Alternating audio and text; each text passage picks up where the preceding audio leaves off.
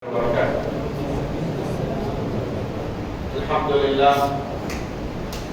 لله وحده والصلاة والسلام على من لا نبي بعده أما بعد أعوذ بالله من الشيطان الرجيم من حمده ونفخه ونفثه بسم الله الرحمن الرحيم إن الله وملائكته يصلون على النبي يا أيها الذين آمنوا صلوا عليه وسلموا تسليما اللهم صل على محمد وعلى آل محمد كما صليت على إبراهيم وعلى آل إبراهيم إنك حميد مجيد اللهم بارك على محمد وعلى آل محمد كما باركت على إبراهيم وعلى آل إبراهيم إنك حميد مجيد. میرے محترم بھائیو، اللہ تبارک و تعالیٰ کا بہت بڑا احسان ہے کہ اللہ تبارک و تعالیٰ نے ہم تمام کو ایمان اور اسلام جیسی عظیم نعمت سے نوازا ہے، اور اس پر اللہ تبارک و تعالیٰ نے ہم تمام کو عمل صالح کرنے کی توفیق بھی عطا فرمائی ہے۔ اللہ سے ہم دعا کرتے ہیں کہ اللہ جو کچھ ہم اعمال صالحہ تجھے راضی کرنے کے لیے کرتے ہیں یا کر رہے ہیں، اے اللہ تو اپنے فضل و کرم سے اسے قبول فرما، آمین یا رب۔ میرے محترم بھائیو، بڑے افسوس کے ساتھ یہ کہنا پڑ رہا ہے کہ رمضان کا یہ مبارک مہینہ، رحمتوں والا مہینہ، برکتوں والا مہینہ، مغفرتوں والا مہینہ ابھی شروع ہوا تھا اور ابھی اس کے اختتام پر ہے، لیکن ایک بندے مومن ان بچے کچھ ایام کو غنیمت سمجھتے ہوئے اپنے آپ کو اللہ تبارک و تعالیٰ کی طرف رجوع کرے اور اپنے گناہوں پر ندامت اور شرمندگی کا اظہار کرتے ہوئے دوبارہ گناہ نہ کرنے کے عزم کے ساتھ اللہ تبارک و تعالیٰ کے سامنے آئے اور اپنے گناہوں کو یاد کر کے توبہ و استغفار کرے۔ اس لیے کہ میرے عزیز ساتھیوں، یہ جو بڑے گناہ ہیں، خصوصاً بڑے گناہوں سے توبہ کرنا ہے، کیونکہ بڑے گناہ بغیر توبہ کے معاف نہیں ہوتے۔ جہاں تک چھوٹے گناہوں کا مسئلہ ہے، صغیرہ گناہوں کا مسئلہ ہے، وہ اللہ تبارک و تعالیٰ اپنے فضل و کرم اور اپنے رحمت سے معاف فرما دیتے ہیں، لیکن کبیرہ گناہوں کے لیے آدمی کو توبہ کرنا ضروری ہے۔ مسلم شریف کی حدیث ہے، اللہ کے رسول صلی اللہ علیہ وسلم نے فرمایا، الجمعۃ الی الجمعہ ورمضان الی رمضان مکفرات لما بینہن اذا اجتنب الکبائر۔ میرے رسول صلی اللہ علیہ وسلم نے فرمایا کہ الجمعۃ الی الجمعہ، ایک جمعہ سے دوسرے جمعہ تک، ورمضان الی رمضان، اور ایک رمضان سے دوسرے رمضان تک۔ ایک آدمی، ایک مسلمان، ایک مومن جب ایک جمعہ سے دوسرے جمعہ کو ادا کر لیتا ہے اور ایک رمضان سے دوسرا رمضان ادا کر لیتا ہے، تو درمیان میں جتنے بھی صغیرہ گناہ ہو جاتے ہیں، یہ جمعہ سے جمعہ اور رمضان سے رمضان اس کے لیے گناہوں کا کفارہ بن جاتا ہے۔ اللہ تبارک و تعالیٰ ان اعمال کے بدولت، ان اعمال صالحہ کے بدولت اللہ اس کے ان صغیرہ گناہوں کو معاف فرما دیتا ہے۔ لیکن اللہ کے نبی نے ایک شرط رکھی ہے، اللہ کے نبی نے ایک شرط رکھی ہے، یہ صغیرہ گناہ معاف ہونے کے لیے بھی ایک شرط کیا ہے؟ اذا اجتنب الکبائر، کہ بندہ بڑے گناہوں سے اپنے آپ کو بچائے رکھے۔ بڑے گناہوں سے بچو گے، اللہ اپنی رحمت سے اور ان نیک اعمال کے بدولت اللہ تمہارے صغیرہ گناہوں کو معاف فرمائے گا۔ میرے عزیز ساتھیوں، رمضان کا یہ مبارک مہینہ جس میں اللہ تبارک و تعالیٰ نے بندوں کی مغفرت کے لیے بڑے حسین مواقع اللہ نے رکھے، بڑے ایسے اعمال کو اللہ تبارک و تعالیٰ نے رکھا ہے، اگر ان اعمال پر بندہ عمل کر لے اس کا بیڑا پار ہو جائے گا، اللہ اس کی مغفرت فرما دے گا، اللہ اسے جنت عطا کرے گا۔ لیکن ایک بندے مومن رمضان کا یہ مبارک مہینہ پا کر کے بھی اگر اپنی مغفرت نہ کروائے تو جبرائیل امین جو فرشتوں کے سردار ہیں علیہ السلام، یہ بددعائی الفاظ میں اللہ کے رسول صلی اللہ علیہ وسلم سے کہتے ہیں، یا رسول اللہ، ایک مسلمان رمضان مبارک کا مہینہ پایا اور اس میں اپنی مغفرت نہ کروایا تو اللہ کے جبرائیل امین کہتے ہیں برا ہو اس شخص کا، وہ شخص برباد ہو جائے، تباہ ہو جائے، برا ہو اس شخص کا جو رمضان کا مہینہ پایا اور اپنی گناہوں کی مغفرت نہ کروا سکا۔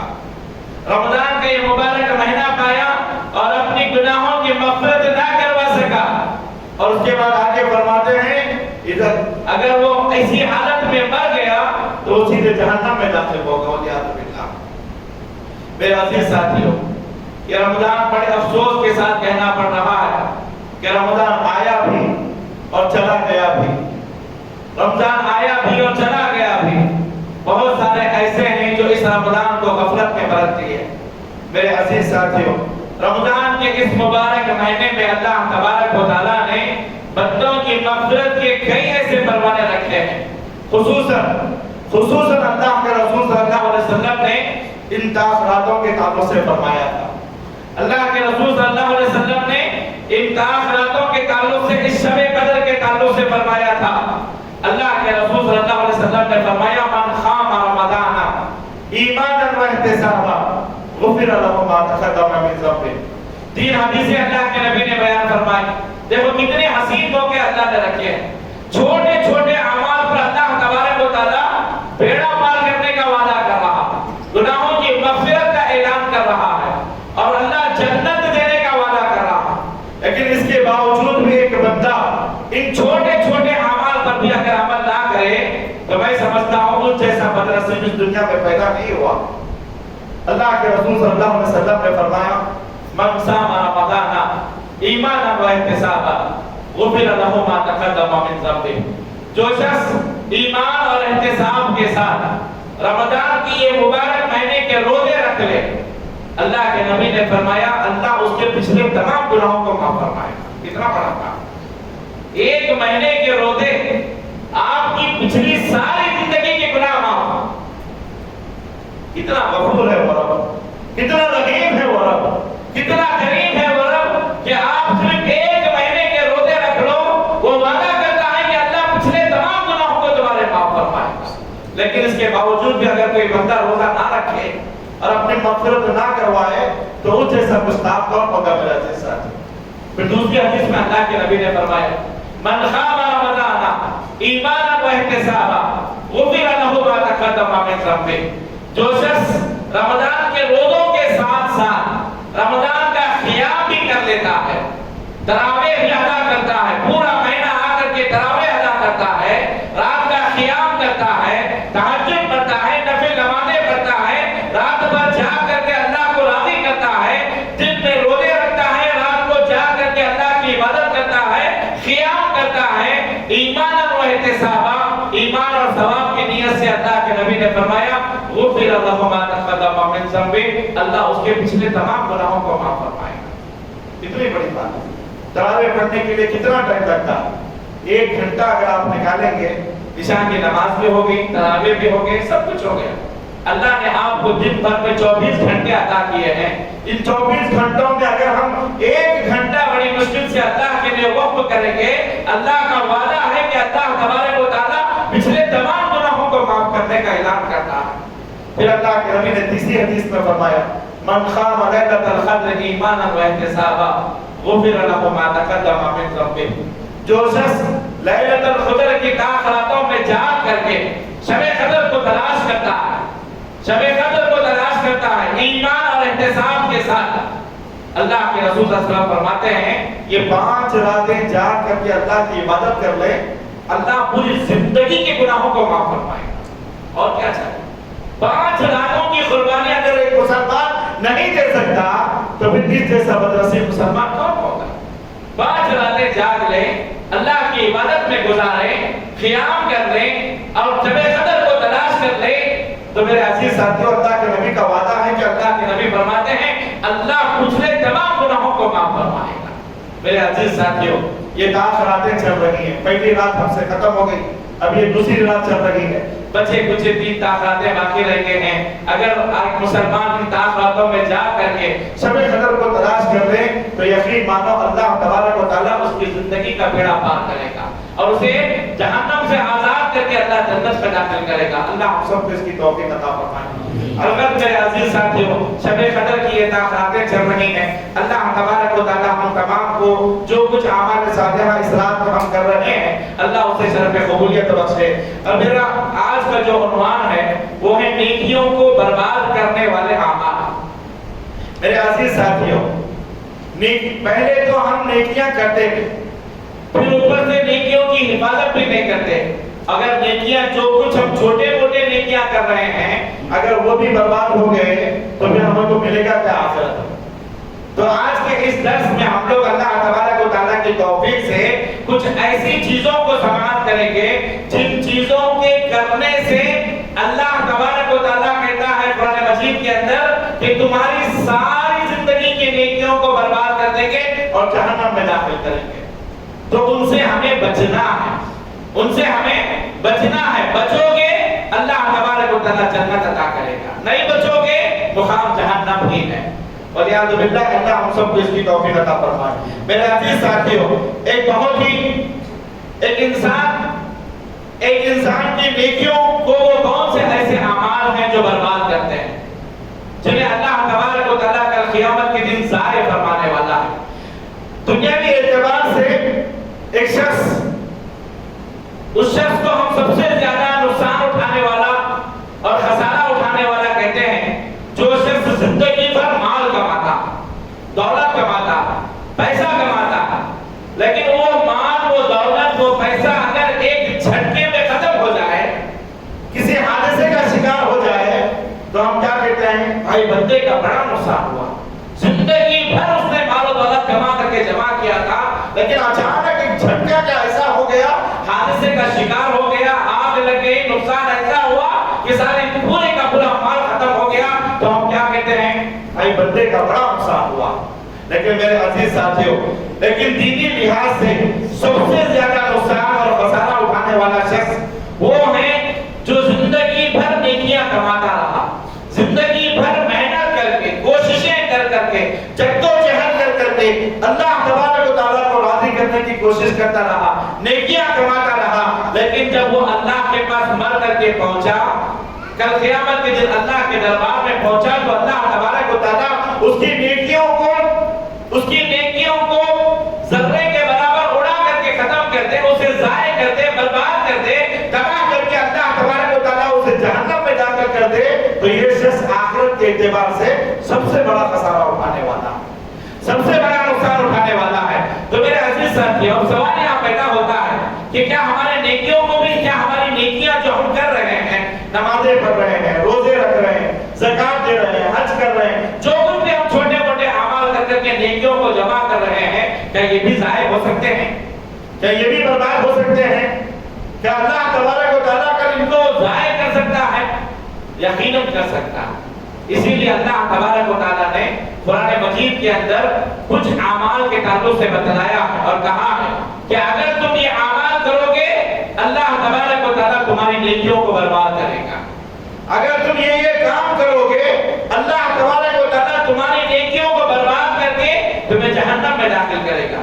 میرے عزیز ساتھیوں، ایسے بہت سارے اعمال ہیں جن کو بندہ غفلت میں آ کر کے کر گزرتا ہے اور اسے پتہ بھی نہیں چلتا، اور کل قیامت کے دن اللہ کے پاس پہنچتا ہے تو اللہ اس کے نیکیوں کو ضائع اور برباد کر کے دھنکی ہوئی روئی کے مانند اڑا کر کے اسے تباہ و برباد کر دیتا ہے اور جہنم میں داخل کرتا ہے، والعیاذ باللہ۔ تو میرے عزیز ساتھیوں، سب سے پہلی بات دیکھیں سورہ محمد کی آیت نمبر 33 ہے۔ اللہ تبارک و تعالیٰ نے فرمایا، احادیث کو ہم بعد میں پڑھیں گے، صرف آیات کو بیان کرتے ہیں کیونکہ آیتوں میں وزن ہوتا ہے، مضبوطی ہوتی ہے اور اب پکا ہوتا ہے کہ یقیناً یہ اللہ تبارک و تعالیٰ کا حکم ہے نا، تو ہم صرف آیتوں کو بیان کریں گے کیونکہ احادیث کو بیان کریں گے تو وقت بڑا درکار ہوتا ہے۔ تو اللہ تبارک و تعالیٰ سب سے پہلی آیت سورہ محمد کی آیت نمبر 33 میں فرماتا ہے، یا ایھا الذین آمنوا اطیعوا اللہ واطیعوا الرسول ولا تبطلوا اعمالکم۔ اللہ تبارک و تعالیٰ کہتا ہے کہ اے ایمان والو، تم اللہ کی اطاعت کرو اور اس کے رسول کی اطاعت کرو، ولا تبطلوا اعمالکم، اور تمہارے اعمال کو ضائع اور برباد ہونے سے بچاؤ، اپنے اعمال کو ضائع اور برباد ہونے سے بچاؤ۔ تو ایک بندے کے اعمال اس اعتبار سے بھی برباد ہو جاتے ہیں کہ بندہ اللہ اور اس کے رسول صلی اللہ علیہ وسلم کی فرما برداری کرنے کے بجائے دین میں اگر منمانی کرتا ہے، اللہ اور اس کے رسول کی اطاعت سے منہ موڑتا ہے، تو اس آیت میں اللہ تبارک و تعالیٰ نے واضح کر دیا اس بندے کے اعمال کو اللہ تبارک و تعالیٰ ضائع اور برباد کرے گا۔ پہلی بات ہے۔ دوسری بات اللہ تبارک و تعالیٰ نے فرمایا، دوسرا اس اعتبار سے کہ وہ عمل کرے لیکن عمل کی حفاظت کا انتظام نہ کرے، تب بھی اللہ تبارک و تعالیٰ ان کا عمل کو ضائع و برباد کرے گا۔ میرے عزیز ساتھیوں، یقیناً آدمی مال کماتا ہے، پیسہ کماتا ہے، دولت کماتا ہے، تو اس مال کی حفاظت کے لیے کئی ایک چیزوں کو اپناتا ہے۔ آدمی مال کو بینک میں رکھتا ہے، کیوں؟ تاکہ مال حفاظت سے رہے۔ آدمی مال کو تجوری میں جمع کر کے رکھتا ہے، کیوں؟ تاکہ مال حفاظت سے رکھے۔ معمولی اگر گنتی کے کچھ نوٹ بھی ہمارے جیب میں پڑے ہوئے ہیں تو اس کو برس میں رکھ کر کے لپٹ لپٹ کر کے جیب میں رکھتے ہیں، کیوں؟ تاکہ ضائع نہ ہو جائے۔ جب ہم اتنے اعمال صالحہ کر رہے ہیں، یہ دنیا کی معمولی سی دولت کا جب ہم اتنا انتظام کرتے ہیں، آخرت کی دولت جو ہمارے اعمال ہے، یہ ہمارے اعمال ہی تو آخرت کی دولت ہے، یہی اعمال تو ہمیں جنت میں لے جانے والے ہیں۔ اگر ہم ان اعمال کی حفاظت نہیں کریں گے تو پھر یہ اعمال ضائع ہوں گے۔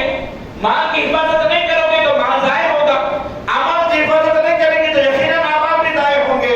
اسی لیے اللہ تبارک و تعالیٰ نے سورۃ الفرقان کی آیت نمبر 23 کے اندر فرمایا، وَقَدِمْنَا إِلَىٰ مَا عَمِلُوا مِنْ عَمَلٍ فَجَعَلْنَاهُ هَبَاءً مَنثُورًا۔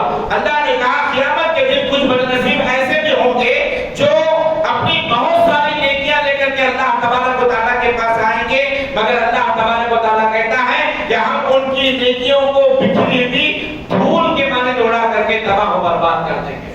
کتنے بد نصیب لوگ ہوں گے وہ لوگ، کتنے بد نصیب وہ لوگ ہوں گے جو نیکیوں کے پہاڑ لے کر کے اللہ کے پاس جا رہے ہیں اور اللہ ان کے اعمال کو قبول نہیں کرے گا، ان کی بھی روئی کے مانند یا پھر دھول کے مانند اللہ انہیں اڑا کر کے برباد کر دے گا۔ تو ہم سب کے لیے ضروری ہے کہ ہم اپنی نیکیوں کے بارے میں ہمیشہ فکر مند رہیں، ہم اپنی نیکیوں کے بارے میں ہمیشہ فکر مند رہیں اور ان کی حفاظت کی پوری کوشش کریں، پوری کوشش کریں۔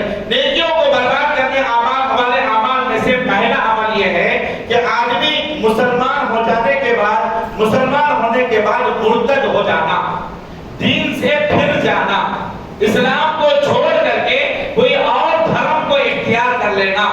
آج یہ دنیا میں بہت چل رہا ہے، آج دنیا میں بہت چل رہا ہے۔ کوئی مال دے کر کے مسلمان کے ایمان کو لوٹ رہا ہے، کوئی دولت دے کر کے مسلمان کے ایمان کو لوٹ رہا ہے، کوئی مال کی لالچ میں آ کر کے غیر دھرم کو اپنا رہا ہے، کوئی عورت کی لالچ میں آ کر کے غیر دھرم کو اپنا رہا ہے۔ کئی ایسے نوجوان بچے ہیں جو لڑکیوں سے محبت کر کے افیئر کر کے غیر مسلم بن جا رہے ہیں۔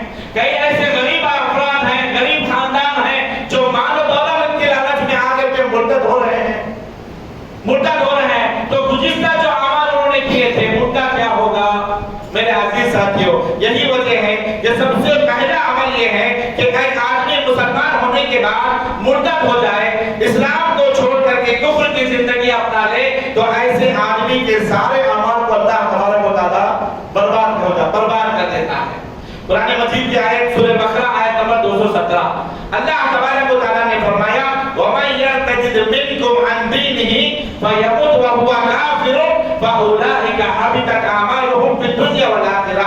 جو شخص اپنے دین کو چھوڑ کر کے مرتد ہو جاتے ہیں، اسلام کو چھوڑ کر کے غیر دھرم اختیار کر لیتے ہیں، اللہ تبارک و تعالیٰ فرماتا ہے فَيَمُتْ وَهُوَ كَافِرٌ، جب وہ مر رہا ہوتا ہے تو اس کی موت اگر کفر پر ہوتی ہے، اللہ تبارک و تعالیٰ کہتا ہے حَبِطَتْ أَعْمَالُهُمْ فِي الدُّنْيَا وَالْآخِرَةِ، ہم دنیا میں بھی اس کے اعمال کو برباد کر دیتے ہیں اور آخرت میں بھی اس کے اعمال کو برباد کر دیتے ہیں۔ میرے عزیز ساتھیوں، یہاں ایک بات میں آپ کو بتانا چاہوں گا کہ اللہ تبارک و تعالیٰ کے نزدیک اصل اعتبار جو ہے وہ خاتمے کا ہے۔ اصل اعتبار پوری زندگی کا نہیں ہے، اصل اعتبار جو ہے اللہ تبارک و تعالیٰ کے نزدیک وہ خاتمے کا ہے، کہ خاتمہ جب آدمی مر رہا ہے تو مرتے وقت اس کی موت اگر اسلام پر ہوگی، ایمان پر ہوگی، تو اس کا بیڑا پار ہو جائے۔ حدیث ہمیشہ آپ لوگ سنتے ہیں، چھوٹی سی حدیث، اللہ کے نبی نے کیا فرمایا تھا؟ من کان آخر کلامہ من الدنیا لا الہ الا اللہ لا الہ الا اللہ دخل الجنہ، جو شخص محمد رسول اللہ دخل الجنہ۔ اللہ کے رسول صلی اللہ علیہ وسلم نے کیا فرمایا تھا؟ جس کا آخری کلمہ آدمی زندگی بھر برے اعمال کرتا رہا، زندگی بھر غلط راستے پر چلتا رہا، زندگی بھر کبھی اسے اعمال صالحہ کرنے کی توفیق ہی نہیں ملی، لیکن مرتے وقت اللہ تبارک و تعالیٰ نے اس کے زبان سے کلمہ لا الہ الا اللہ کی توفیق عطا فرمائی۔ جب وہ مر رہا تھا تو زبان سے کلمہ شہادت عطا ہو گیا، اللہ کے نبی نے فرمایا وہ سیدھے جنت میں چلا جائے گا۔ من کان آخر کلامہ من الدنیا، جو شخص دنیا سے جا رہا ہے، جاتے جاتے لا الہ الا اللہ پڑھ کر کے چلا گیا، اللہ کے نبی فرماتے وہ ڈائریکٹ جنت میں داخل ہو جائے گا۔ اس سے کیا پتہ چلا؟ اللہ تبارک و تعالیٰ کے نزدیک اصل اعتبار خاتمے کا ہے، زندگی کا نہیں ہے۔ اللہ یہ نہیں کہتے کہ زندگی بھر، کیونکہ اکثر کچھ لوگ ہمارے ساتھ ایسے بھی ہیں جو زندگی بھر تو ماشاءاللہ اچھے کام کرتے رہے، داڑیاں چھوڑے تھے، لمبے لمبے چھپے پہن رہے تھے، ٹکنے کے اوپر کپڑے پہن رہے تھے، نمازوں میں اول صف میں رہتے تھے، ہم پورے رمضان کے روزے رکھتے تھے، قرآن کی تلاوت کرتے تھے، لیکن مرنے سے پہلے اللہ تبارک و تعالیٰ نے اس کی وہ توفیق کو چھین لیا، آدمی گناہوں کی طرف لڑ گیا اور مرنے سے پہلے برا ہو گیا، داڑھی کاٹ دیا، جبہ لمبا ختم ہو گیا، نمازوں کو چھوڑ دیا۔ جب مر رہا تھا تو وہ دنیا سے گزرا تو ایسے گزرا گیا کہ وہ کافر بنتے تھے گزر رہا ہے، تو زندگی پر جو اس نے اعمال کیے تھے وہ سارے برباد ہو گئے۔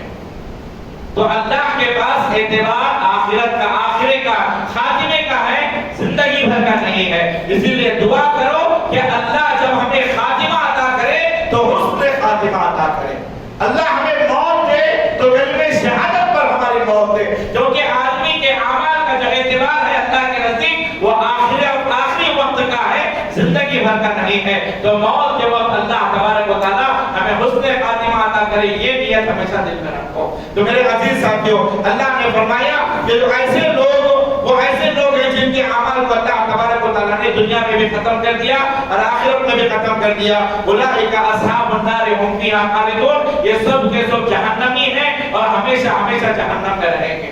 اس کے بعد سورہ مائدہ کی آیت ہے، اللہ نے فرمایا وَمَن يَكْفُرْ بِالْإِيمَانِ فَقَدْ حَبِطَ عَمَلُهُ وَهُوَ فِي الْآخِرَةِ مِنَ الْخَاسِرِينَ۔ جو شخص ایمان لانے کے بعد ایمان سے پھر جاتا ہے اور اس کے اعمال صالحہ ضائع ہو جاتے، اعمال ضائع ہو جاتے، اللہ نے کہا اس کے اعمال ضائع ہو جاتے ہیں، ختم ہو جاتے ہیں اور آخرت میں وہ خسارہ اٹھانے والوں میں سے ہے۔ یہاں ایک اور بات بتانا چاہوں گا، ارتداد جو ہے، مرتد ہو جانا، دین کو چھوڑ دینا، یہ کیا صرف جیسا کہ آج ٹی وی میڈیا وغیرہ پہ جو دکھاتا ہے، ایک گزشتہ سال وہ چندر شیکھر بابا کو تھا اس کا نام، کہ وہ اسلام کو چھوڑ کر کے غیر دھرم اختیار کر لیا، قرآن کے اندر کچھ 26 آیتوں کی اس نے ترمیم و تبدیل کر دی، تو اس کو بڑے زور و شور سے مندروں میں بٹھا کر کے پوجا پاٹ کر کے اس کے دین کو بدلایا گیا۔ کہ اسی کو ارتداد کہتے ہیں، کیا اسی کو مرتد ہونا کہتے ہیں، یا کچھ اور بھی ہے؟ تو میرے عزیز ساتھیوں، اہل علم فرماتے ہیں مرتد ہونا صرف یہی نہیں ہے جو میڈیا آپ کو دکھا رہا ہے،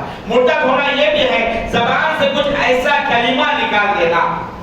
آپ بیٹھے ہوئے ہیں غیروں کے ساتھ، غیر مسلموں کے ساتھ، ہندوؤں کے ساتھ، یہودیوں کے ساتھ، غیر مذہب والوں کے ساتھ بیٹھے ہوئے ہیں، وہ آپ کے رب کو گالیاں دے رہا ہے، آپ کے دھرم کو گالیاں دے رہا ہے، آپ بھی اس کی ہاں میں ہاں ملا دیے، آپ بھی اس کے ہاں میں ہاں ملا دیے، آپ نے بھی ہاں، پتہ نہیں آپ کے نیت کیا تھی، اللہ بہتر جانتے، ہاں میں ہاں ملا کر کے آپ نے بھی اللہ کو گالیاں دے دیا، دین دھرم کو گالیاں دے دیا، اسلام کے خلاف کچھ بول دیا، زبان سے کچھ ایسے کلمات نکالے جو اللہ اور اس کے رسول کی شان میں گستاخی ہوتے ہیں، تو بھی آدمی مرتد کہلاتا ہے۔ اس کا بھی کیا اکثر یہ ہمارے ساتھ ہو رہا ہے، اکثر ہمارے ساتھ یہ ہو رہا ہے، تو یہ اس سے بھی آدمی مرتد ہو جاتا ہے اور تب بھی اس کے سارے گناہ معاف ہو جاتے ہیں۔ بس اوقات انسان کوئی ایسا عمل کرتا ہے، اس عمل کی وجہ سے بھی آدمی مرتد ہو جاتا ہے، اس عمل کی وجہ سے بھی آدمی مرتد ہو جاتا ہے۔ کئی ایسے دوست و احباب ہیں، آفسوں میں کام کرنے والے ہیں، کالجوں میں پڑھنے والے بچے ہیں، جو جب دوسرے دھرموں کے ریلیجنس کا جب یہ ہوتا پوجا پاٹ ہوتی ہے تو اس میں شریک ہوتے ہیں، وہ بھی برابر کے پوجے کرتے ہیں، میڈیا دکھا رہے ہیں، برقعے پہن کر کے ہوتے جا رہے ہیں، تو اس سے بھی عمل سے بھی آدمی مرتد ہو جاتا ہے، کچھ کلمات کہنے سے بھی مرتد ہو جاتا ہے، عمل سے جو بھی یہ کام کر لیتا ہے اس کے پچھلے سارے گناہ معاف ہو جاتے ہیں. سارے گناہ اللہ تبارک و تعالیٰ ضائع و برباد کر دیتا ہے. اس کے سارے نیک اعمال کو اللہ تبارک و تعالیٰ ضائع و برباد کر دیتا ہے والعیاذ باللہ. اسی لیے ان چیزوں کا خیال رکھیں. جب بات کر رہے ہو تو تول کر کے کریں. عمل کر رہے ہو تو وزن بنا کر کے عمل کریں, ورنہ آپ کے سارے اعمال کو اللہ ضائع و برباد کر کے جہنم میں داخل کرے گا. اس کا خاص خیال رکھیں. دوسری چیز اسی طریقے سے دوسرا عمل جو انسان کی نیکیوں کو برباد کر دیتا ہے وہ ہے اللہ کے ساتھ کسی دوسرے کو شریک کرنا. اللہ کی توحید میں, اللہ کی ربوبیت میں, اس کی الوہیت میں, اس کے اسماء و صفات میں, اللہ کی عبادات میں کسی اور کو شریک کرنا. اللہ حاجت روا ہے, اللہ مشکل کشا ہے, اللہ داتا ہے, اللہ دستگیر ہے, اللہ دینے والا ہے, اللہ چھیننے والا ہے. تو اگر یہ جو اللہ کی کیپیسٹیز ہیں, اگر اللہ تبارک و تعالیٰ کے جو اختیارات ہیں, اگر یہ اختیارات ہم کسی اور کو دے دیتے ہیں تو یہ اللہ تبارک و تعالیٰ کی توحید میں, اس کی الوہیت اور ربوبیت میں کسی دوسرے کو شریک کرنا ہے. آج یہ بھی مسلمانوں کے اندر بہت پایا جا رہا ہے. کئی ہمارے ساتھی ایسے ہیں جو نمازوں کے پابند ہیں, روزے بھی رکھ رہے ہیں, زکات بھی دے رہے ہیں, حج بھی کر رہے ہیں, لیکن جب بات آتی ہے اعمال کی, اللہ تبارک و تعالیٰ کی توحید کی, تو یہاں پر عقیدہ بگڑ جاتا ہے. عقیدہ بگڑ جاتا ہے. تھوڑا سا کہ شادی ہو گئی, بچے نہیں ہوئے, 2 سال 3 سال عرصہ گزر گیا, پڑوسن آ کر کے کہنے لگی جی فلاں درگاہ پر جاؤ, بڑا صاحب بڑے وہ کرامتی ہیں, وہاں جا کر کے آپ دھاگا باندھو, ان کا دھاگا باندھ لے کر کے آؤ, بتیاں اتنے دن تک لگاؤ, اتنے دن تک جا کر کے دیا جلاؤ, اللہ دیا جلاؤ, صاحب کی برکت سے تمہیں بچے ہو جائیں گے. یہ ہو رہا ہے. مسلمان ہیں, اللہ کی توحید میں شریک کر رہے ہیں. جو عبادتیں اللہ کے لیے خاص ہیں, سجدہ کس کے لیے خاص ہے؟ اللہ کے لیے. رکوع کس کے لیے خاص ہے؟ اللہ کے لیے. قیام کس کے لیے کرتے ہیں؟ اللہ کے لیے. یہی رکوع, یہی سجدہ, یہی قیام اگر ہم جا کر کے درگاہوں پر کرتے ہیں, مندروں میں کرتے ہیں, غیر اللہ کے سامنے کرتے ہیں, تو یہ اللہ کی عبادت میں کسی اور کو شریک کرنا ہوا یا نہیں ہوا؟ اللہ کی عبادت ہے, یہ سجدہ عبادت ہے, رکوع عبادت ہے, قیام عبادت ہے. اللہ کے نبی نے فرمایا وَلَوْ كُنْتُ آمِرًا أَن يَسْجُدَ لِأَحَدٍ لَأَمَرْتُ الْمَرْأَةَ أَن تَسْجُدَ لِزَوْجِهَا. اور کما قال علیہ السلام, اللہ کے نبی نے فرمایا کہ اگر اس دھرتی پر, اس روئے زمین پر اللہ کے علاوہ کسی اور کو سجدہ کرنا جائز ہوتا تو میں بیوی کو حکم دیتا کہ وہ اپنے شوہر کو سجدہ کرے. لیکن سجدہ یہ اللہ کے لیے خاص ہے. اللہ کے نبی فرماتے ہیں بیوی کے لیے بھی جائز نہیں ہے کہ وہ اپنے شوہر کو سجدہ کرے.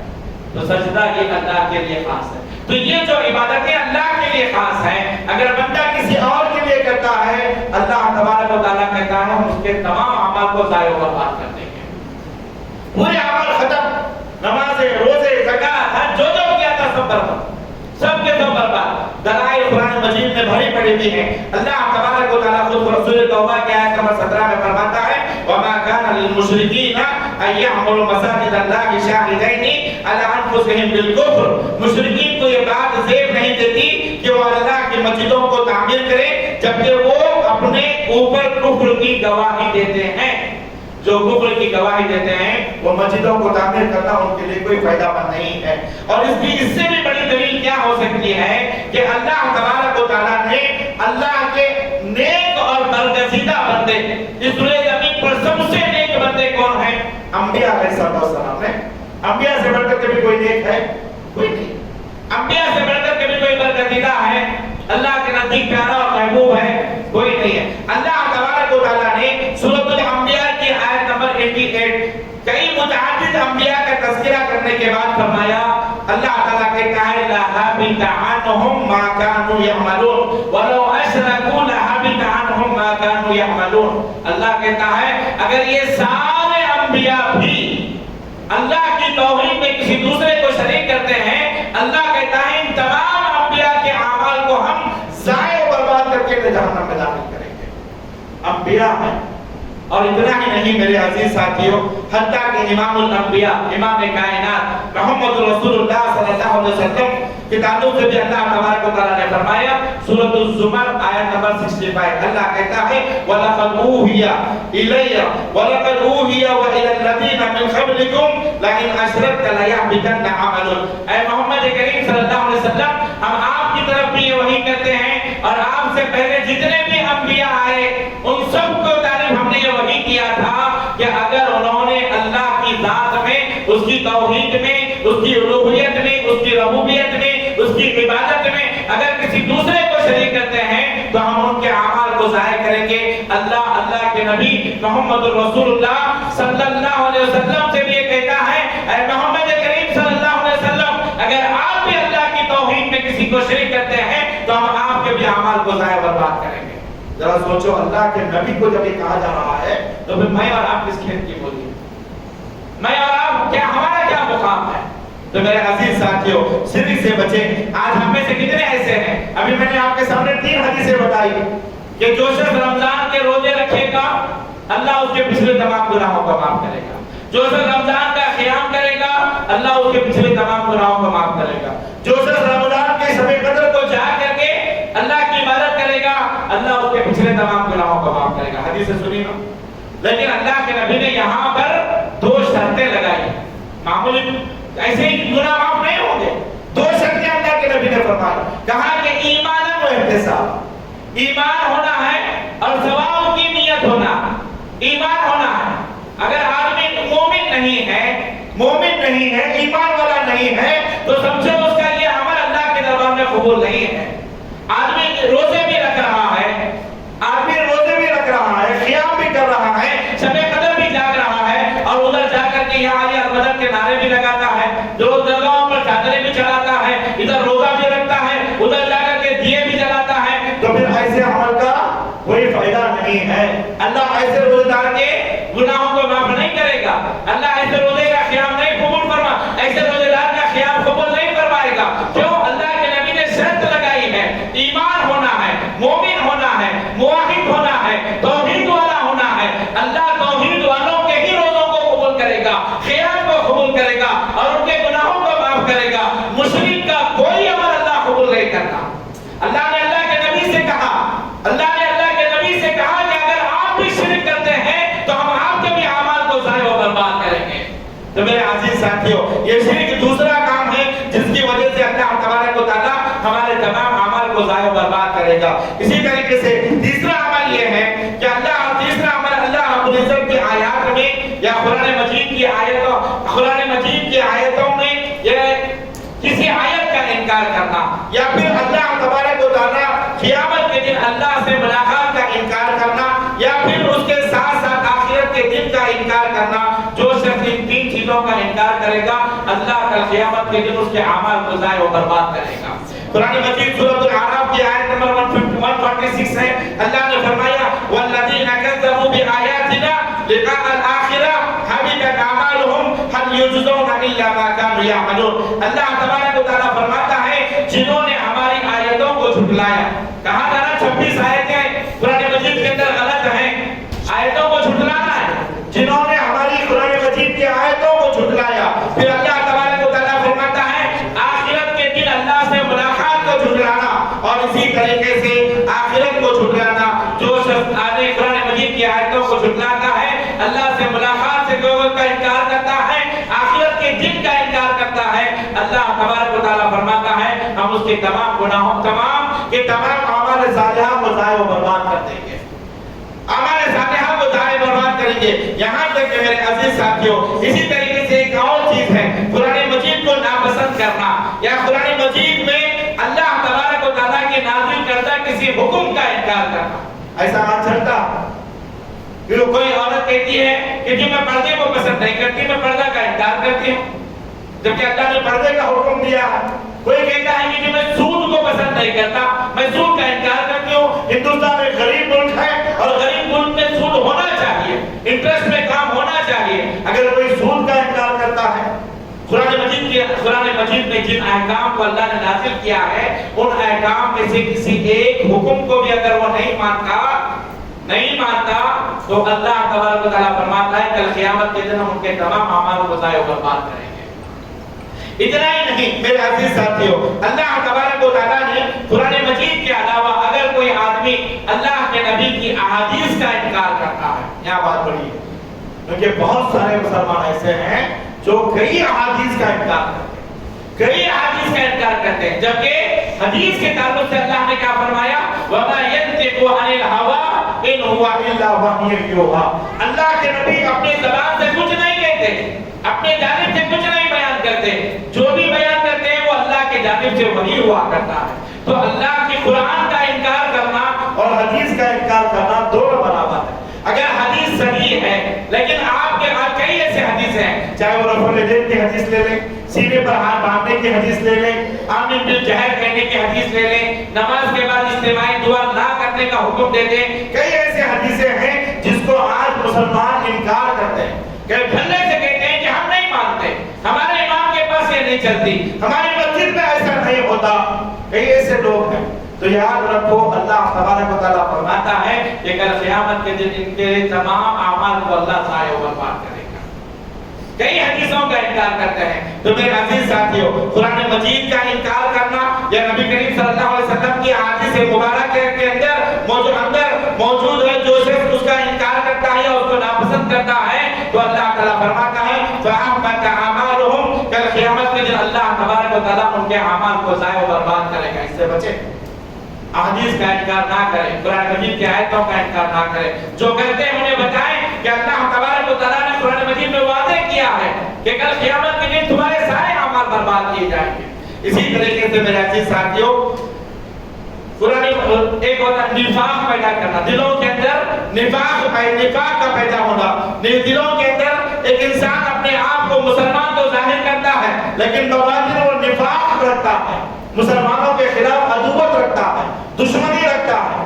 اور کچھ ایسے بھی لوگ ہیں جو ساتھ میں مسلمانوں کے تو رہتے ہیں لیکن مسلمانوں کی باتوں کو ان تک پہنچاتے ہیں یا مسلمانوں کے خلاف جا کر کے سازشیں رکھتے ہیں، غیروں کا ساتھ دے کر کے مسلمانوں پر حملے کرواتے ہیں۔ آج بول رہا ہے مسلمانوں پر حملے کروا رہے ہیں، مسلمانوں کے گھروں کو تباہ کیا جا رہا ہے، مسلمانوں کی عورتوں کی عزتوں کو نیلام کیا جا رہا ہے، اور ان کا ساتھ دینے والا کوئی غیر نہیں، ہمارے ہی مسلمان، دلوں میں نفاق پیدا کرنا۔ ہمارے سامنے آتے ہیں تو کہتے ہیں کہ ہم آپ کے ساتھ میں، ہم مسلمان ہیں، ہم آپ کے ساتھ ہیں، ہم آپ کے بھائی ہیں، ہم مسلمان ہیں، ہماری مسجدوں میں نمازیں پڑھتے ہیں، ہمارے ساتھ بیٹھ کر کے درس سنتے ہیں، ہمارے ساتھ کھاتے پیتے ہیں، لیکن مسلمانوں کے ساتھ عداوت رکھتے ہیں، دلوں میں نفاق رکھتے ہیں، دلوں کے اندر کدورتیں پیدا کرتے ہیں، دلوں کے اندر حسد اور جلن پیدا کرتے ہیں۔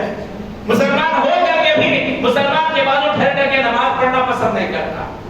تو میرے عزیز ساتھیو، ایسے لوگوں کے تعلق سے اللہ تبارک و تعالیٰ نے فرمایا فَتَرَى الَّذِينَ فِي قُلُوبِهِم مَرَضٌ يُسَارِعُونَ فِيهِمْ، اللہ نے فرمایا آپ دیکھیں گے جن کے دلوں میں نفاق کی بیماری پائی جاتی ہے، ان کے جملہ جرائم میں سے ایک جرم یہ ہے کہ کفار یہود و نصارہ کے ساتھ تعلقات میں بڑی جلدی کھائے کرتے ہیں، یہودیوں کے ساتھ دوستی کرنے میں جلدی کرتے ہیں، غیر مسلمانوں کے ساتھ دوستی کرنے میں جلدی کرتے ہیں، اور یہ کہتے ہیں کہ اگر نہیں کریں گے دوستی تو آگے چل کر کے وہ ہمیں نقصان پہنچائیں گے، تکلیفیں دیں گے، ہم پر حملہ کریں گے، اسی لیے ہم ان کے ساتھ میں دوستی کرتے ہیں۔ دوستی تو کرتے ہیں لیکن جا کر کے ان کے نفاق کا کام کرتے ہیں، یہاں کی باتیں وہاں پہنچانا، وہاں کی باتیں یہاں لا کر کے دینا، مسلمانوں کے خلاف بیٹھ کر کے سازشیں کرنا۔ اللہ تبارک و تعالیٰ ایسے لوگوں کے تعلق سے فرماتا ہے نخشى ان تصيبنا دائرہ، کہتے ہیں کہ اگر ہم ان یہودوں کے ساتھ دوستی نہیں کریں گے، تعلقات کو قائم نہیں کریں گے تو ہم مصیبت میں آ سکتے ہیں۔ اللہ نے ایسے لوگوں کے تعلق سے فرمایا وَأَحْبَطَ اللَّهُ أَعْمَالَهُمْ، اللہ تبارک و تعالیٰ ان کے اعمال کو ضائع و برباد کر دے گا۔ کل قیامت کے دن اللہ کے دربار میں پہنچیں گے، یہ کتنے بھی اچھے اعمال کر لیں، یہ کتنے بھی اچھے اعمال کر لیں، کل قیامت کے دن اللہ تبارک و تعالیٰ ان کے اعمال کو ضائع و برباد کر دے کر جہنم میں داخل کرے گا۔ وَلِعَادُ بِاللَّهِ، اللہ ہم تمام کی حفاظت فرمائے۔ اسی طریقے سے ایک اور عمل ہے جو انسان کی نیکیوں کو برباد کر دیتا ہے، وہ ہے رسول اکرم صلی اللہ علیہ وسلم کی بے ادبی کرنا، محمد صلی اللہ علیہ وسلم کے شان میں گستاخی کرنا۔ ابھی حال میں واقعہ ہوا ابلی کا، تو نبی کریم صلی اللہ علیہ وسلم کی شان میں گستاخی کرنا، اللہ تبارک و تعالیٰ فرماتا ہے ایسے انسان کے تمام اعمال کو اللہ تبارک و تعالیٰ ضائع و برباد کرے گا۔ اللہ نے قرآن مجید سورۃ الحجرات کی آیت نمبر 2 کے اندر فرمایا یا ایھا الذین آمنوا لا ترفعوا اصواتکم فوق صوت النبی ولا تجهروا له بالقول كجهر بعضکم لبعض ان تحبط اعمالکم وانتم لا تشعرون۔ اللہ نے کہا کہ اے ایمان والو، تم اللہ کے نبی کی شان میں گستاخی نہ کرو، نبی کی آواز سے بلند آواز کو نہ کرو، جاؤ بلکہ اللہ کے نبی کی آواز سے اپنی آواز کو بلند رکھو. اگر ایسا کرو گے تو اللہ تبارک و تعالی اگر بلند کرو گے اللہ تمہارے اعمال کو ضائع و برباد کرے گا. میرے عزیز ساتھیو, اہل علم نے اس کے ضمن میں یہ بات بھی کہی ہے, اگر کوئی شخص دانستہ طور پر حضور اکرم صلی اللہ علیہ وسلم کی کسی حدیث کا بھی مذاق اڑاتا ہے, اللہ کے نبی کی شان میں گستاخی کرنے کے ساتھ ساتھ اہل علم یہ بھی کہتے ہیں کہ اگر کوئی شخص دانستہ طور پر کسی حدیث کا مذاق اڑاتا ہے, اللہ کے نبی کی بات کا انکار کرتا ہے, اللہ کے رسول صلی اللہ علیہ وسلم کی حدیث کا انکار کرتا ہے, اس کا مذاق اڑاتا ہے, اس کا کھلواڑ بناتا ہے, اللہ تبارک و تعالی ایسے شخص کے بھی اعمال کو ضائع و برباد کرے گا. البتہ میرے عزیز ساتھیو, اس کی تشریح میں بہت ساری چیزیں آتی ہیں لیکن وقت کم ہے, جس کی وجہ سے میں مختصر طور پر بیان کرتا چلوں کہ اللہ کے رسول صلی اللہ علیہ وسلم نے فرمایا کہ اگر موسیٰ علیہ السلام کو بھی اللہ دوبارہ اس روئے زمین پر پیدا کر دے تو انہیں بھی اللہ کے نبی محمد رسول اللہ صلی اللہ علیہ وسلم کی اتباع کرنا پڑے گا. نبی بن کر کے نہیں آ سکتے, امتی بن کر کے آنا پڑے گا. اور اللہ کے نبی نے فرمایا کہ اگر تم موسیٰ کے دوبارہ آ جانے کے بعد اگر تم میری اتباع کو چھوڑ کر کے موسیٰ کی باتوں پر عمل کرنے لگ جاؤ علیہ السلام, ان کی پیروی کرو, جبکہ موسیٰ علیہ السلام نبی ہے, پیغمبر ہے, نبی ہے, پیغمبر ہے, اور اللہ کے نبی کہتے ہیں کہ اگر موسیٰ علیہ السلام کو بھی اللہ دوبارہ اس زمین پر بھیجے اور تم موسیٰ کی اتباع کرو, میری اتباع کو چھوڑ کر کے لا ضللتم عن سواء السبیل, کہتے ہیں کہ تم سیدھے راستے سے بھٹک جاؤ گے, تم گمراہ ہو جاؤ گے, اللہ تبارک و تعالی تمہارے اعمال کو ضائع و برباد کرے گا. یہاں تک اللہ کے نبی نے فرمایا وَلَوْ كَانَ حَيًّا وَأَدْرَكَ نُبُوَّتِي لَاتَّبَعَنِي, اگر موسیٰ بھی دوبارہ دنیا میں زندہ ہو کر کے آئے تو انہیں میری اتباع کرنا پڑے گا. اللہ کے نبی نے موسیٰ کے طرف سے یہ بات کہی تھی. آج مسلمان ہمارے ایسے ہیں, جب بات حدیث کی آتی ہے تو کہتے ہیں کہ جی ہمارے امام کے پاس یہ نہیں چلتا, ہمارے امام ایسا نہیں مانتے, ہم فلاں امام کو ماننے والے ہیں اور ہم اس پر عمل نہیں کر رہے تھے. جبکہ اللہ کے نبی نے موسیٰ علیہ السلام کے تعلق سے فرمایا کہ وہ بھی دوبارہ آئے تو انہیں بھی اللہ کے نبی کی اتباع کرنا پڑے گا. اگر جو شخص نبی کی اتباع کا انکار کرے گا اور کسی اور کی اتباع کرے گا, اللہ تبارک و تعالیٰ نے فرمایا ان تحبط اعمالکم وانتم لا تشعرون, تمہارے سارے کے سارے اعمال برباد کر دیے جائیں گے. اسی طریقے سے ایک اور عمل جو انسان کی نیکیوں کو برباد کر دیتا ہے وہ ہے ایک شخص جو اللہ تبارک و تعالیٰ پر ہی اپنا حکم جاری کرتا ہے. اللہ پر حکم جاری کرنا, اللہ پر حکم جاری کرنا تو اس کی بھی نیکیاں برباد کر دی جاتی ہیں. مثلا ایک شخص دوسرے شخص سے کہتا ہے, ایک شخص دوسرے شخص کو متعین کر کے کہتا ہے کہ اللہ کی قسم اللہ تمہاری مغفرت نہیں کرے گا. ایسا بات چیت ہوتی رہتی ہے نا, آدمی کیا کہتا ہے میں اللہ کی قسم کھا کر کہتا ہوں کہ اللہ تمہارے کو معاف نہیں کرے گا, اللہ تمہاری مغفرت نہیں کرے گا. آدمی ایسے کلمات اپنے زبان سے کبھی کبھی نکال دیتا ہے. تو میرے عزیز ساتھیوں, اگر ایسا کرو گے تو گویا اللہ پر حکم جاری کرنا ہوا اور اللہ تمہارے عمل کو ضائع و برباد کرے گا. اللہ کے رسول صلی اللہ علیہ وسلم نے فرمایا ان اللہ واللہ لا یغفر اللہ, اگر آدمی یہ کہتا ہے, رسول اکرم صلی اللہ علیہ وسلم نے ایک شخص کا ذکر کیا, اس نے کسی دوسرے شخص سے کہا واللہ لا یغفر اللہ لفلان, اس نے اللہ کے نبی کے سامنے کہا اللہ کی قسم اللہ تجھے معاف نہیں کرے گا, اللہ تیرے گناہوں کو مغفرت نہیں کرے گا. اللہ کے رسول صلی اللہ علیہ وسلم نے فرمایا اللہ تبارک و تعالیٰ اس کے جواب میں کہتا ہے من ذا الذی یتعالی علی, یہ کون گستاخ ہے جو مجھ پر حکم کو جاری کر رہا ہے کہ میں فلاں کے گناہ کو معاف نہ کروں, فلاں کے مغفرت نہ کروں. اللہ تبارک و تعالیٰ کہتا ہے سنو فإنی قد غفرت لفلان وأحببت عملا, اللہ کہتا ہے میں فلاں کے گناہ کو معاف کروں گا لیکن تو جو مجھ پر حکم جاری کر رہا ہے تیرے سارے اعمال کو ضائع کر کے تجھے جہنم میں داخل کرتا ہوں. تو اسی لیے ان باتوں کو جب بات کر رہے ہو تو سوچ سمجھ کر کرو. اللہ پر حکم جاری ہم نہیں کر سکتے, وہ اللہ ہے, مالک الملک ہے, جس کو چاہے معاف کر سکتا ہے. کتے کو پانی پلانے پر اللہ تبارک و تعالیٰ پوری زندگی کے گناہوں کو معاف کر کے جنت میں داخل کر سکتا ہے. اور وہی ایک اللہ تبارک و تعالیٰ ہے جو ایک نیک اور عابدہ عورت, زاہدہ عورت, بلی کو باندھ کر کے رکھنے سے اللہ اس کے گناہوں کو, اللہ اس کے نیکیوں کو برباد کر کے جہنم میں داخل کر سکتا ہے. تو اللہ تبارک و تعالیٰ, ہم کون ہوتے ہیں جو یہ کہیں کہ ہم اللہ تمہارے گناہوں کو معاف نہیں کرے گا, اللہ تمہاری مغفرت نہیں کرے گا. وہ رب ہے,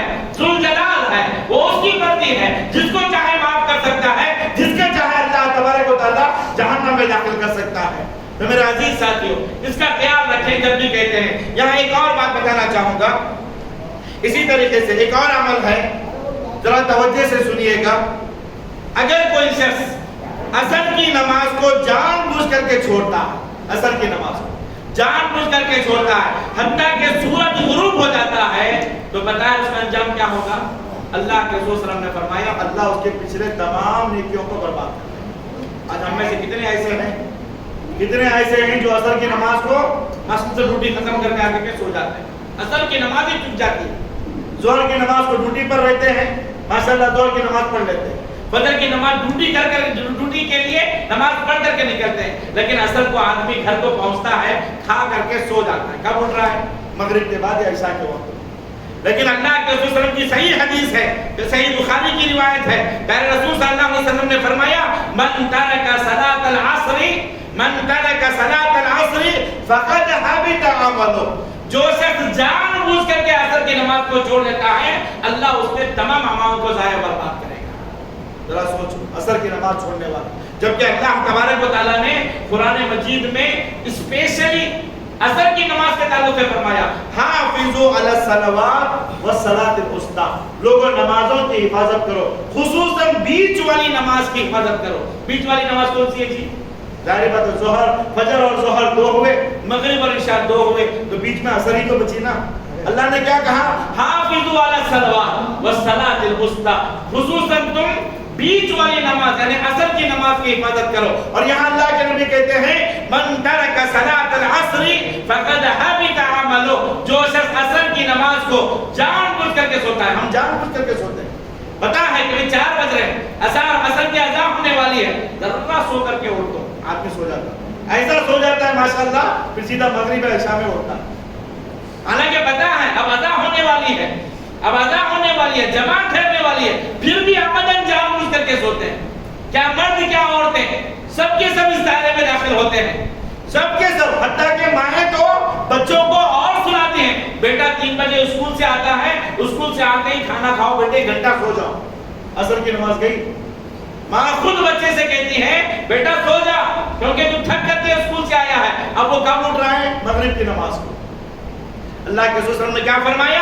من ترک صلاۃ العصر فقد حبط عمله. حدیث صحیح ہے اور بخاری شریف کی روایت ہے. جو شخص جان بوجھ کر کے عمدن عصر کی نماز کو ترک کرتا ہے اللہ تبارک و تعالیٰ اس کے تمام اعمال کو ضائع کرتا ہے.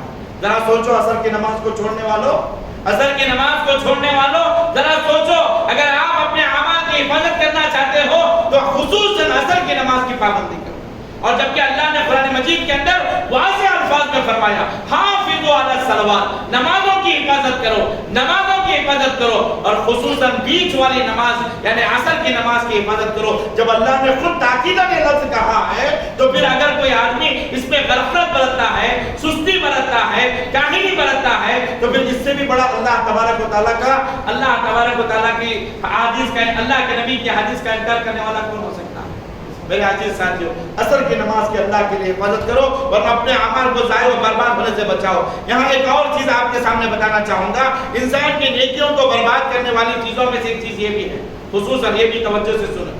اللہ کے رسول صلی اللہ علیہ وسلم فرماتے ہیں کہ کل قیامت کے دن اللہ تبارک, ابن ماجہ کی روایت ہے اور حضرت ثوبان رضی اللہ تعالیٰ عنہ حدیث کے راوی, اللہ کے نبی نے فرمایا لعلمن اقواما من امتی یاتون یوم القیامہ بحسنات امثال جبال تہامہ بیضاء فیجعلها اللہ عز وجل ہباء منثورا. اللہ اکبر کبیرہ. سوچو اس حدیث کے بارے میں, غور سے سنیں. اللہ کے نبی نے فرمایا میں میری امت کے کچھ لوگوں کو میں جانتا ہوں, اللہ کے نبی فرماتے ہیں میری امت کے کچھ لوگوں کو میں جانتا ہوں جن کی نیکیاں تہامہ پہاڑ کے برابر بڑی بڑی ہوں گی. اللہ کے نزدیک جب وہ پہنچیں گے اللہ کے پاس تو بڑے بڑے نیکیوں کے پہاڑ لے کر کے آئیں گے. تہامہ پہاڑ یعنی احد پہاڑ کے برابر نیکیاں. اللہ تبارک و تعالیٰ ان کے نیکیوں کو دیکھ کر کے دنیا والے رش کریں گے اتنی نیکیاں لے کر کے آیا. لیکن جب اللہ کے دربار میں پہنچیں گے اللہ کے رسول صلی اللہ علیہ وسلم فرماتے ہیں فَيَجْعَلَهَا اللَّهُ عَزَّ وَجَلَّ هَبَاءً مَنثُورًا. اللہ ان کی ان تمام نیکیوں کو ہوا میں اڑا کر کے ختم کر دے گا, ضائع کرے گا, برباد کرے گا. صحابہ کرام پریشان ہوتے ہیں, آ کر کے اللہ کے رسول صلی اللہ علیہ وسلم سے کہتے ہیں کہ اللہ کے رسول صلی اللہ علیہ وسلم آخر اتنی نیکیاں انہوں نے کی ہیں، پوری زندگی ان کی نیکیوں میں کٹی ہے، اور اللہ کے دربار میں جب پہنچے تو اللہ نیکیوں کو ظاہر کرے گا، تو پھر آخر ان کا ایسا کون سا عمل ہے جس کی وجہ سے اللہ ناراض ہو کر کے ان کی نیکیوں کو ظاہر کر رہا؟ اے اللہ کے نبی بتائیے تو صحیح، تاکہ ہم بھی ان گناہ سے بچیں گے، ایسے عمل سے بچیں تاکہ ہمارے نیکیاں کل قیامت کے دن ضائع نہ ہو جائیں۔ اللہ کے رسول صلی اللہ علیہ وسلم اس وقت فرماتے ہیں، ان کی صفات کے تعلق سے جب پوچھا گیا، اللہ کے نبی نے فرمایا وہ کون لوگ ہوں گے؟ جب صحابہ پوچھے، اللہ کے نبی نے فرمایا وہ تمہیں میں سے ہوں گے، وہ تمہیں میں سے ہوں گے، یہاں تک کہ اللہ کے رسول صلی اللہ علیہ وسلم نے فرمایا وہ تمہیں میں سے ہوں گے، تمہارے ساتھ میں نماز پڑھیں گے، حتیٰ کہ وہ رات میں اٹھ کر کے تہجد کے بھی پابند ہوں گے، تہجد کی نماز وہ روزانہ پڑھیں گے، تہجد کے بھی پابند ہوں گے، لیکن وہ جب تنہائی میں رہیں گے، تنہائی میں رہیں گے تو اللہ تبارک و تعالیٰ کی محرمات کا ارتکاب کریں گے۔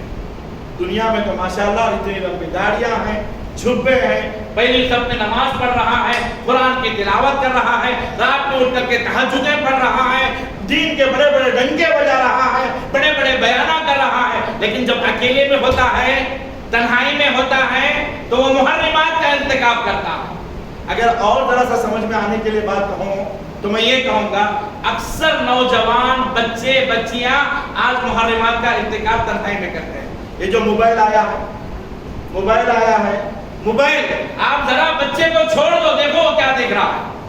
بڑی بڑی نوجوان بچیاں رات میں اٹھ کر کے چیٹنگ چاٹنگ پتہ نہیں کیا کیا کر رہے ہیں، گندی گندی فلمیں دیکھ رہے ہیں، گندے گندے گانے گا رہے ہیں، ٹک ٹاک کے لیے اسٹیٹس بنا رہے ہیں، پتہ نہیں اور کیا کیا کر رہے ہیں۔ محرمات کا ارتکاب، اللہ تبارک و تعالیٰ نے گانے بجانے کو حرام کیا ہے، میوزک کو حرام کیا ہے، فلمیں دیکھنے کو حرام کیا ہے۔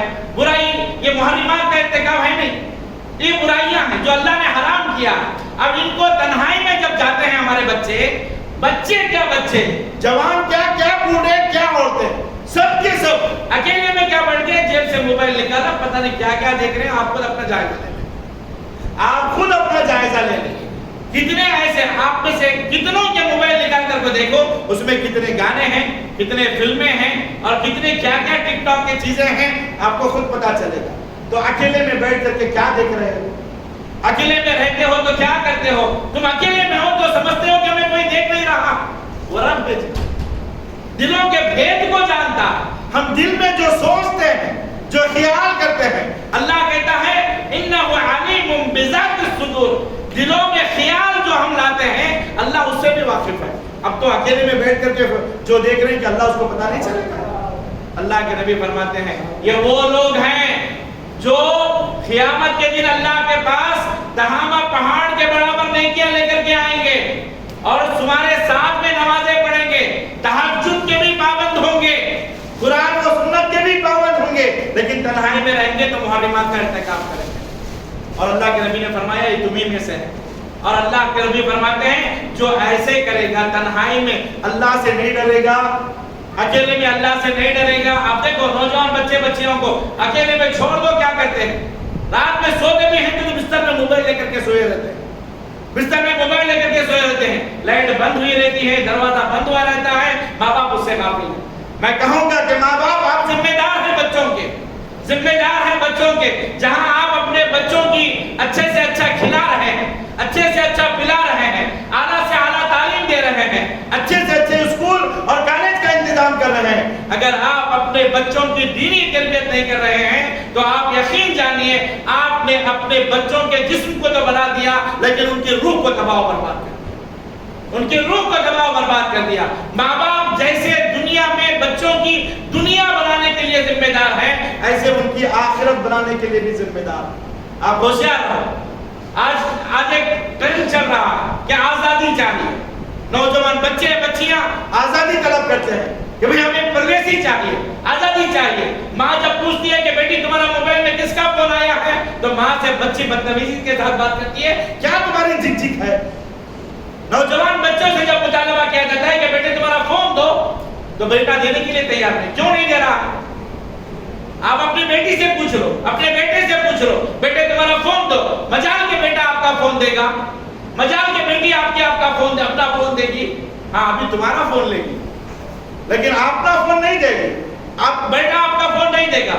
کیوں؟ اس کو پتا ہے کہ میرے فون میں کیا راز چھپے ہوئے. باپ کو پتا چلے گا تو ہڈی پسلی ایک کرے گا. میرے عزیز ساتھیوں، اللہ کے لیے ماں باپ تم ذمہ دار ہو، بچوں کے ذمہ دار ہو. اگر یہ بچوں کی تربیت اگر آپ اسلامی تربیت نہیں کرو گے، یہ بچے بڑے ہو کر کے دین کو بیچ کر کے کھائیں گے، یہ دین کے نہیں رہیں گے. اللہ کے لیے بچے چھوٹے ہیں، ابھی سے ان کی تربیت کرو. اسی لیے حضرت علی رضی اللہ تعالیٰ عنہ کا قول آپ کو یاد ہوگا. علی رضی اللہ تعالیٰ عنہ کیا کرتے تھے؟ 1 سال سے لے کر کے 7 سال کی عمر تک بچوں کے ساتھ کھیلنا چاہیے. بچے بن جاؤ، 1 سال سے لے کر کے 7 سال تک تم خود بچے بن کر کے بچوں کے ساتھ کھیلو، انجوائے کرو. یہ بچوں کی تربیت ہے. اور 7 سال سے لے کر کے 14 سال تک 7 سال سے لے کر کے 14 سال تک بچوں کی تربیت کرنا، نماز کی طرف لے جانا ہے، روزہ رکھانے کی تربیت کرنا ہے، قرآن کی تربیت کرنا ہے، دنیا میں کس سے کیسے بات کرنا ہے، یہ چچا ہے، یہ ماموں ہے، یہ خالہ ہے، یہ اس کی عزت کرنا ہے، یہ تم سے بڑے ہیں، انہیں تمیز سکھاؤ، تہذیب سکھاؤ، انہیں آداب سکھاؤ، دنیا کے کلچر سکھاؤ، دین کے طریقے سکھلاؤ. یہ 7 سال سے لے کر کے 14 سال تک. 14 سال سے لے کر کے اس کے بعد جو عمر ہوتی ہے، اللہ حضرت علی فرماتے ہیں کہ بچوں کے دوست بن جاؤ. 1 سال سے 7 سال تک ان کے ساتھ کھیلو، مستی کرو. 7 سال سے 14 سال تک ان کی تربیت کرو. 14 سال کے بعد ماں بیٹی کی دوست بن جائے، باپ بیٹے کا دوست بن جائے. کیونکہ بچوں کے کچھ راز ہوتے ہیں، کچھ ضروریات ہوتے ہیں، وہ کس کو سامنے بیان کریں گے؟ اگر باپ ہمیشہ تند رہے گا، ہمیشہ ڈاکو بن کر کے بیٹے کے سامنے آئے گا، تو بچہ کس کو بتائے گا؟ جا کر کے ظاہری بات وہ غلط راستے پر جائے گا، غلط راستے پر جائے گا. ہمیشہ باپ بن کر کے نہ رہے، بلکہ 14 سال کی عمر کے بعد باپ بیٹے کا دوست بن جائے، ماں بیٹی کی دوست بن جائے. ایسا نہ کرے کہ بھئی 14 سال کی عمر کبھی پہنچا ہے تو بیٹا باپ کو دیکھ کر کے بھاگ رہا ہے. نہیں، دوست بنے، اس کا ہمدرد بنے. اس کی کچھ ضروریات ہیں، یقیناً آپ بھی اس دور سے گزرے ہیں اور آپ کو بھی پتا ہے کہ 14 سال کے بعد میری کچھ ضرورتیں تھیں. آپ نے کس کو بتایا ہوگا؟ آپ نہیں بتا سکے تو کہیں آپ پر بھی یہ بچوں پر ظلم نہ کریں. 14 سال کے بعد بچوں کی تربیت کریں، ان کے دوست بن جائیں. اب دوست بنیں گے تو آپ کو تربیت کرنے میں اور اچھے سے موقع مل سکتا ہے، اور اچھے سے موقع مل سکتا ہے. ان کی کچھ ضرورتیں ہیں، اس کو پورا کون کرے گا؟ باپ ہی تو ضرورت پورا کرے گا. ان کے کچھ سوالات ہیں، ان کے جوابات کون دے گا؟ ماں ہی تو جوابات دے گی. حیض کے سوالات ہیں، نفاق کے سوالات ہیں، کلچر کے سوالات ہیں، دوستوں کے سوالات ہیں. کیونکہ یہ جو عمر ہوتی ہے بڑی بہکنے کی عمر ہوتی ہے، اور اس عمر میں شیطان بچیوں کو بھگانے جاتا ہے. اور اسی لیے اس عمر میں ماں باپ بچوں کے دوست بننا چاہیے. تو اللہ کے رسول صلی اللہ علیہ وسلم نے فرمایا کہ ایسے لوگ جن کے نیکیاں تہامہ پہاڑ کے برابر ہوں گے، لیکن وہ تنہائی میں محرمات کا ارتکاب کرتے ہیں، تو اللہ تبارک و تعالیٰ ان کے تمام نیکیوں کو ضائع و برباد کرے گا. تنہائی میں بھی اللہ سے ڈرے، عام میں بھی اللہ سے ڈرے، لوگوں کے سامنے بھی اللہ سے ڈرے. جہاں ہمیشہ اس بات کا خیال رکھیں وہ اللہ، وہ بصیر ہے، وہ سمیع ہے، سننے والا بھی ہے، دیکھنے والا بھی ہے. کسی چیز سے وہ بے غافل نہیں ہے، ہر چیز کو وہ جانتا ہے. اسی لیے آپ اللہ سے ہر تنہائی میں بھی ڈریں اور پھر لوگوں کے سامنے بھی ڈریں، ورنہ اللہ تبارک و تعالیٰ آپ کے اعمال کو ضائع و برباد کرے گا. تو میرے عزیز ساتھیوں، اسی طریقے سے اور 2-3 باتیں یہ ہیں کہ اگر کوئی شخص کسی کاہن یا عراف کے پاس جاتا ہے اور اسے کسی چیز کے متعلق سوال کرتا ہے، جیسا کہ آج کل عموماً یہ ہوتا ہے کہ کئی مسلمان ہیں جو کمزور ایمان والے ہیں، وہ کاہنوں کے پاس جاتے ہیں، عراف کے پاس جاتے ہیں اور جا کر کے اندیکھی چیزوں کی حالت جاننے کی کوشش کرتے ہیں. اللہ کے نبی نے فرمایا من اتی عرافا او کاہنا فسأله عن شيء لم تقبل له صلاة 40 يوما. اللہ کے نبی نے فرمایا جو شخص کسی کاہن یا عراف کے پاس جا کر کے ان سے انجانی چیزوں کو جاننے کی کوشش کرتا ہے، اس کی 40 دن تک کوئی نماز قبول نہیں ہوتی.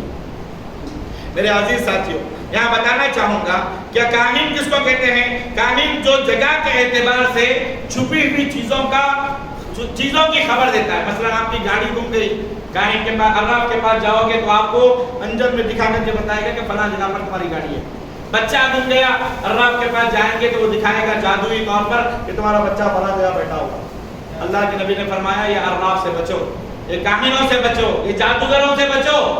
آج جادو ٹونا بہت عام ہوتا جا رہا ہے، ولیعذ باللہ. میرے عزیز ساتھیوں، اللہ کے رسول صلی اللہ علیہ وسلم نے فرمایا جو شخص ان کاہنوں اور عراف کے پاس جا کر کے اپنی چیزوں کی خبر جاننے کی کوشش کرتا ہے، اللہ تبارک و تعالیٰ اس کے تمام اعمال کو ضائع و برباد کرے گا، اس سے بچو۔ اور آخری چیز یہ ہے کہ ریاکاری اور دکھاوے کے لیے عمل کرنا، یا عمل کر کے لوگوں کو دکھانا یا سنانا، عمل کر کے لوگوں کو دکھانا یا سنانا۔ اللہ تبارک و تعالیٰ کے یہاں مقام پانے کے بجائے لوگوں کے دلوں میں جگہ پانے کی کوشش کرنا آج بہت ہو رہا ہے، بہت ہو رہا ہے۔ بڑے بڑے منسٹر ماشاءاللہ اختیاریوں کے بڑی بڑی دعوتیں دے رہے ہیں اور بڑے بڑے بینر لگے ہوئے ہیں، فلاں جناب کی جانب سے دعوت کی جا رہی ہے، فلاں جناب کی جانب سے غریبوں کو کپڑے بانٹے جا رہے ہیں، فلاں جناب کے فوٹویں لگ رہے ہیں، بڑے بڑے فوٹویں، بڑے بڑے بینریں، بڑے بڑے پوسٹریں۔ یہ دور کی بات ہے، اللہ کے گھر بھی ان سے محفوظ نہیں ہے، اللہ کے گھر بھی ان سے محفوظ نہیں ہے۔ ریاکاری، دکھاوا، ریا، نمود، اللہ کے یہاں مقام پانے کے بجائے لوگوں کے دلوں میں مقام پانے کی کوشش کرنا۔ اللہ کے رسول صلی اللہ علیہ وسلم فرماتے ہیں کہ اگر بندہ ایسا کرتا ہے تو اس کے سارے اعمال برباد ہو جاتے ہیں۔ حدیث بتاتے چلو، ابو امامہ الباہلی رضی اللہ تعالیٰ عنہ کہتے ہیں کہ اللہ کے رسول صلی اللہ علیہ وسلم سے سوال کرتے ہیں کہ اللہ کے رسول صلی اللہ علیہ وسلم، ایک آدمی اللہ کے رسول صلی اللہ علیہ وسلم کے پاس آیا، آ کر کے کہنے لگا، ابو امامہ باہلی حدیث کے راوی ہیں، وہ کہتے ہیں کہ ایک آدمی اللہ کے رسول صلی اللہ علیہ وسلم کے پااس آیا، آ کر کے سوال کرنے لگا، اللہ کے رسول صلی اللہ علیہ وسلم، ارأیت رجلا غض یلتمس الاجر والذکر ما له، اے اللہ کے رسول صلی اللہ علیہ وسلم، آپ اس مجاہد کے بارے میں کیا کہتے ہیں؟ آپ اس مجاہد کے بارے میں کیا کہتے ہیں جو جہاد تو کرتا ہے اللہ کو راضی کرنے کے لیے، لیکن ساتھ میں یہ بھی چاہتا ہے لوگوں میں فیمس ہو جاؤں، لوگوں کے نزدیک میرا نام ہو، لوگ میرا نام سنیں تو کہیں کہ کیا بہادر انسان تھا، کیا جنگجو آدمی تھا، کیا دلیر آدمی تھا۔ لوگوں کے نزدیک میں نام کمانا چاہتا ہے اور اللہ کو بھی راضی کرنا چاہتا ہے، تو اللہ کے نبی آپ اس کے تعلق سے کیا کہیں گے؟ اس کا عمل اللہ کے دربار میں قبول ہوگا؟ اللہ کے رسول صلی اللہ علیہ وسلم نے فرمایا لا شیء لہ، اللہ کے نبی فرماتے ہیں اس کو کچھ بھی اجر نہیں ملے گا، ثواب کچھ بھی نہیں ملے گا۔ آج یہی چل رہا ہے، اللہ کو بھی راضی کرنے کی کوشش کر رہے ہیں، پھر لوگوں کے نزدیک بھی فیمس ہونے کی کوشش کر رہے ہیں۔ بھئی آج کی سیری کس کی؟ فلاں من فلاں، فلاں من فلاں۔ بھئی اللہ کے لیے دے رہے ہو، اللہ کے راہ میں دو۔ ضروری نہیں کہ تم اللہ کو راضی کرنا چاہتے ہو یا دنیا والوں کو راضی کرنا چاہتے ہو، دونوں سے ایک کو راضی کر سکتے ہو، دونوں کو ایک ٹائم راضی نہیں کر سکتے۔ اگر اللہ کو راضی کرنا ہے تو چھپا کر کے دو، بتا کر کے نہ دو۔ اگر دنیا والوں کو راضی کرنا چاہتے ہو تو پھر اس عمل کا کوئی اجر آپ کو نہیں ملے گا، کوئی ثواب آپ کو نہیں ملے گا۔ اللہ کے نبی کو حدیث یاد ہے، صدقہ کرو، خیرات کرو تو کیسے کرو؟ دائیں ہاتھ سے دو تو بائیں ہاتھ کو پتہ نہ چلے، جیب میں کتنا ہاتھ ڈالے، کتنا نکال کو دیے اس کو نہیں معلوم، ایسے خیرات کرو اللہ کے نبی نے کہا۔ لیکن آج پبلسٹی، ہر کام کے پیچھے نام، ہر کام کے پیچھے پبلسٹی، ہر کام کے پیچھے لوگوں کے اندر فیمس ہونے کا نتیجہ چلتا ہے۔ اللہ کے رسول صلی اللہ علیہ وسلم نے فرمایا جو شخص ان اللہ لا يقبل من العمل الا ما كان له خالصا وابتغي به وجه اللہ، اللہ صرف اسی عمل کو پسند کرتا ہے، اسی عمل کو پسند کرتا ہے جو صرف خالص اللہ کے لیے کیا جائے۔ میرے عزیز ساتھیو، آخر میں ایک بات بتا کر کے بات کو ختم کرتا ہوں، یاد رکھو کسی بھی عمل کی قبولیت کے لیے 3 شرطوں کا پایا جانا ضروری ہے۔ پہلی شرط یہ ہے کہ وہ عمل خالص اللہ کو راضی کرنے کے لیے کیا جائے، اس میں ریاکاری نہ ہو، دکھاوا نہ ہو۔